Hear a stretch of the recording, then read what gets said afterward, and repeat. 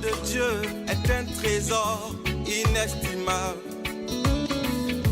Ne laisse pas ta Bible fermée. Oh non, non. Lis-la, médite-la, nourris-toi. Lis-la, médite-la, nourris-toi.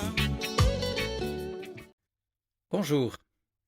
L'évangile de Matthieu, au chapitre 18, concerne essentiellement les relations que nous pouvons avoir les uns avec les autres dans le cadre de la communauté chrétienne.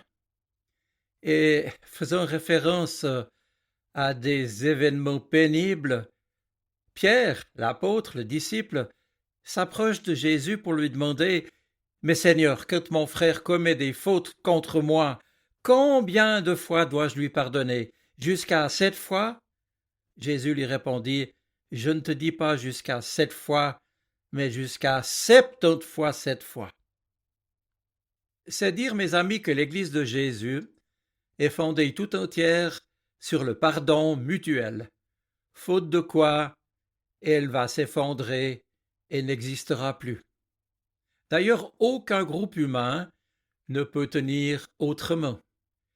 La bienveillance mutuelle ou l'intérêt commun ne suffisent pas. Sans le pardon, un groupe se disloque. Et aucune amitié, même aucun amour, ne pourrait survivre sans pardon. Mais ce pardon nous est-il rappelé dans la parabole qui suit, et je vous invite à la relire, parabole racontée par Jésus et parlant d'un roi qui a 2 débiteurs. L'un lui doit une somme astronomique et le second devant au premier un montant dérisoire. Eh bien, nous montre cette parabole, sans pardon, rien n'est possible et la vie humaine devient inhumaine. Lorsque nous avons été offensés, blessés, meurtris, comment pardonner? Comment faire à nouveau confiance? Et pourtant, la seule manière d'aller de l'avant, c'est d'apprendre du Seigneur, de l'exemple même de Jésus-Christ, que le pardon est la seule manière d'aimer. Aimer qui n'est plus simplement avoir de la sympathie, de l'amitié pour quelqu'un, mais aimer à l'image de Dieu. Et pour le dire, le grec du Nouveau Testament utilise un mot spécifique, agapé, l'amour que Dieu le premier nous a manifesté, l'amour qui peut découler dans notre propre vie de cet amour reçu en premier. Le pardon humain est tout simplement basé à l'image de celui que Dieu nous a accordé en Jésus-Christ, à l'image de la tendresse avec laquelle Dieu le premier nous a aimés et pardonnés. Alors aujourd'hui, il ne s'agit pas de faire la morale à qui que ce soit, il ne s'agit pas de juger les autres, il s'agit simplement de réfléchir et de se dire « Et moi, ai-je quelque chose à pardonner que je n'ai pas digéré, qui me ronge encore? Comment puis-je d'abord faire cela en moi, cette clarification, et puis entrer dans ce pardon de Dieu? Comment puis-je le faire aujourd'hui?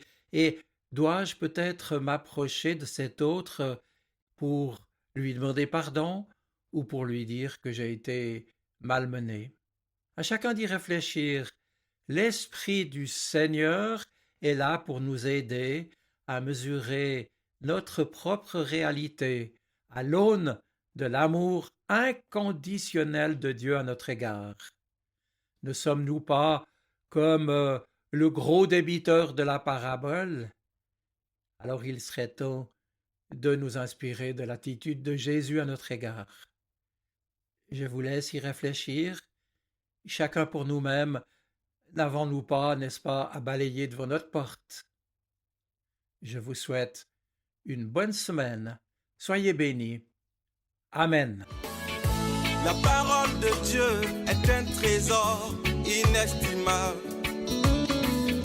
Ne laisse pas ta Bible fermée. Oh non, non. Lis-la, médite-la, nourris-toi. Lis-la, médite-la, toi.